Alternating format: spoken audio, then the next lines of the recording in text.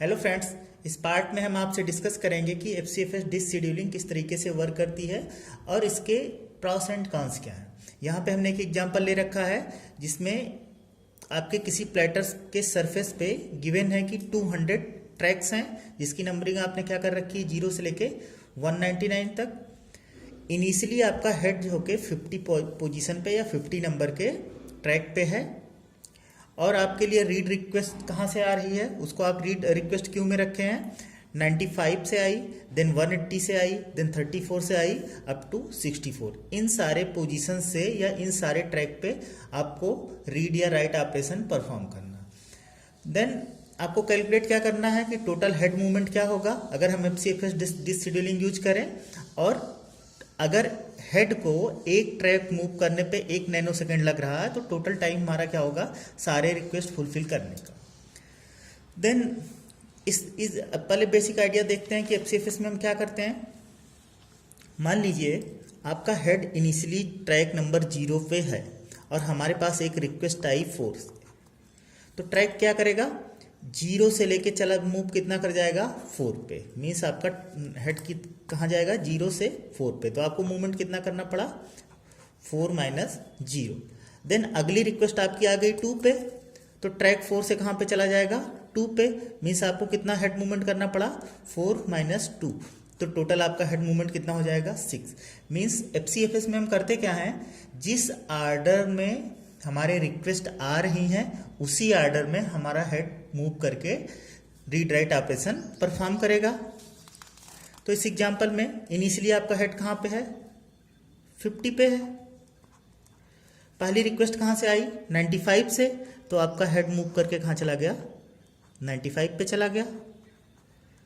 अब 95 पे जाने के लिए इसको मूवमेंट कितना करना पड़ा 95 माइनस 50 प्लस अगली रिक्वेस्ट हमारी कहाँ से आ रही है 180 से, तो आपका हेड कहाँ पे चला गया ट्रैक नंबर 180 पे चला गया। अगली रिक्वेस्ट आपकी कहाँ से आ रही है 34 से, तो आपका हेड कहाँ पे चला गया 34 पे चला गया। देन आपका 119, तो नेक्स्ट हेड मूवमेंट आपका कहाँ चला गया 119 पे चला गया। देन 11, तो मीन्स आपका ट्रैक हेड कहाँ पे चला गया ट्रैक नंबर 11 पे। देन 123, तो हम कहाँ पे आ गए ट्रैक नंबर 123 पे। देन आपको कहाँ पे जाना है 62 पे, तो हम कहाँ पे चले आए ट्रैक नंबर 62 पे, और लास्ट में आपको कहाँ पे जाना था 64 पे। तो हेड का मूवमेंट ऐसे होगा, पहले आप 95 पे जाएंगे, देन 180 पे जाएंगे, देन 34 पे जाएंगे, देन 119 पे गए, फिर आप कहाँ पे गए 11 पे गए, देन आप 123 पे गए, देन 62 पे गए, देन 64 पे गए। हेड मूवमेंट अगर कैलकुलेट करना हो तो यहाँ पे आपका हेड मूवमेंट कितना है 95 माइनस 50। हमेशा हायर वैल्यू से लोअर वैल्यू ही आपको सबट्रैक्ट करना, क्योंकि ट्रैक मूवमेंट कभी हेड मूवमेंट कभी निगेटिव नहीं हो सकता। देन यहाँ पे आपका हेड मूवमेंट कितना है 180 माइनस 95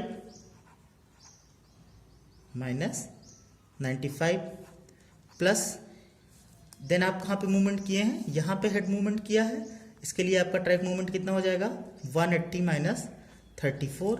देन आपका मूवमेंट यहाँ पे हुआ है, ये आपका कितना होगा 119 माइनस 34। देन आपका मूवमेंट इधर हुआ है, ये आपका कितना हो जाएगा 119 माइनस 11। देन आपका मूवमेंट कहाँ पे हुआ है यहाँ पे हुआ है, मीन्स 123 माइनस 11। देन यहाँ पे आप जा रहे हैं 123 माइनस 62 प्लस यहाँ पे आपका मूवमेंट हुआ है 64 माइनस 62। तो ये सारे आपने क्या किया, जितना टोटल हेड मूवमेंट हमें कैलकुलेट करना है, तो यहाँ पे आपका होगा 95 माइनस 50, यहाँ पे 180 माइनस 95, इसके लिए होगा 180 माइनस 34, इसके लिए होगा 119 माइनस 34, इसके लिए आपका हो गया 119 माइनस 11, ये आपका क्या हो गया 123 माइनस 11, ये 123 माइनस 62, और ये आपका क्या हो गया 64 माइनस 62। इसका अगर हम सम कर लेंगे तो हमें क्या मिल जाएगा, टोटल हेड मूवमेंट। तो इसका सम हम देखेंगे तो कितना आता है, 644। मीन्स अगर FCFS के थ्रू ये सारे रिक्वेस्ट हम फुलफिल करेंगे तो हमारे पूरे हेड को कितना मूवमेंट करना पड़ेगा, 644 का। दूसरी चीज गिवन है कि हेड को एक मूवमेंट करने में कितना टाइम लग रहा, 1 नैनो सेकेंड। तो टोटल हमारा टाइम कितना हो जाएगा, 644 इंटू 1, तो कितना आ जाएगा, 644 नैनो सेकेंड। तो इस तरीके से हम कैलकुलेट करेंगे सीक टाइम आपका क्या होगा, या टोटल कितना टाइम आपका में आपके सारे रिक्वेस्ट फुलफिल हो जाएंगे। दूसरी चीज, अगर हम इस अप्रोच की बात करें तो इस अप्रोच के प्रॉस एंड कॉन्स क्या है। तो सबसे पहले हम देखते हैं इसके एडवांटेज क्या है। तो एडवांटेज की बात करोगे तो ये आपका एकदम सिंपल अप्रोच है। सिर्फ आपको क्या करना है, FCFS इम्प्लीमेंट करना, मीन्स एक क्यू का यूज करिए, जिस ऑर्डर में आपके रिक्वेस्ट आ रहे हैं उस ऑर्डर में आप क्या करिए, रीड राइट ऑपरेशन परफॉर्म कर दीजिए। तो ये तो इसका एडवांटेज हो गया। दूसरा इसका एडवांटेज क्या है कि इसमें किसी तरह का स्टारवेशन नहीं हो रहा है। स्टारवेशन हम शेड्यूलिंग में डिस्कस कर चुके हैं। स्टारवेशन आपका क्या होता है कि अगर हमारी अप्रोच कुछ बायस्ड हो, इस तरह की अप्रोच हो कि हम किसी बेसिस आपका कुछ भी हो सकता है। जैसे आप FCFS में क्या शेड्यूलिंग में क्या करते थे, प्रायोरिटी के बेसिस पे हाई प्रायोरिटी के प्रोसेस को जल्दी सर्विस CPU असाइन कर देते थे, लो प्रायोरिटी प्रोसेस को बाद में CPU असाइन करते थे। तो वहां पे आप क्या करते थे, प्रायोरिटी के बेसिस पे बाइसिंग कर देते थे। तो वो आपका क्या हो जाता था, स्टारवेशन। उसकी वजह से क्या होता था, स्टारवेशन में क्या होता था, किसी पर्टिकुलर प्रोसेस को लंबे समय तक वेट करना पड़ता था। उसी तरह यहाँ पे भी स्टारवेशन क्या होगा कि स्टारवेशन नहीं होगा। क्यों नहीं होगा, क्योंकि आप कोई बाइसिंग नहीं कर रहे हैं। जिस आर्डर में प्रोसेस आपके रिक्वेस्ट कर रहे हैं रीड राइट के लिए, उस आर्डर में आप क्या कर रहे हैं, रीड राइट सर्विसेज प्रोवाइड कर रहे हैं। अगर किसी प्रोसेस को जल्दी रीड राइट ऑपरेशन चाहिए तो वो क्या करते, जल्दी रिक्वेस्ट कर दे। तो कोई किसी तरह की बाइसिंग नहीं होती, इसलिए आपका FCFS क्या होता है, स्टारवेशन फ्री अप्रोच होता है। ड्रॉबैक की अगर आप बात करिए तो आपको यहाँ से आसानी से समझ में आएगा कि FCFS का ड्रॉबैक क्या होता है। हमने रिक्वेस्ट की 0 से 4, देन 4 से 2।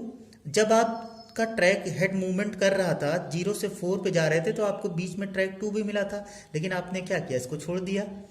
अगर आप पहले ट्रैक 0 से सर्विस देते ट्रैक 2 पे और देन सर्विस देते ट्रैक 4 पे, तो आपका हेड मूवमेंट कितना होता था, 0 से 2 मीन्स 2 - 0, देन 2 से 4 आपका 4 - 0 मीन्स आपका टोटल ट्रैक मूवमेंट कितना हो जाता, 4 हो जाता। तो अगर आप इस तरीके से चले हो, हेड को मूव कराए होते कि पहले सर्विस देते ट्रैक 0 के, देन ट्रैक 2 को, देन ट्रैक 4 को, तो सारे आपके रिक्वेस्ट भी फुलफिल हो जाते और हेड मूवमेंट भी क्या होता, जो पहले 6 लग रहा था उसकी जगह क्या हो गया, 4 हो गया। तो हेड मूवमेंट भी आपका क्या हो जाएगा, कम हो जाएगा। तो मीन्स अगर FCFS का यूज हम करते हैं तो हमारा ड्रॉबैक क्या होता है, एक प्रॉब्लम ये हो सकती है कि हमारा हेड मूवमेंट ज़्यादा हो, और अगर हेड मूवमेंट ज़्यादा होगा तो उससे आपका क्या होगा, average response time, average waiting time ये भी अधिक हो जाएगा। और आपका थ्रूपुट आपका क्या होता है कि यूनिट टाइम में आप कितने रिक्वेस्ट फुलफिल कर रहे हैं, तो आपका थ्रूपुट भी क्या हो जाएगा, अधिक हो जाएगा। तो ये सारे आपके क्या होते हैं, FCFS के ड्रॉबैक होंगे कि रिस्पांस टाइम अधिक होगा, वेटिंग टाइम अधिक होगा, सीक टाइम अधिक होगा और थ्रूपुट आपका कम होगा। नेक्स्ट पार्ट में हम कुछ एग्जाम्पल के थ्रू देखते हैं कि shortest seek time first Telco आपकी किस तरीके से वर्क करती है। Thank you.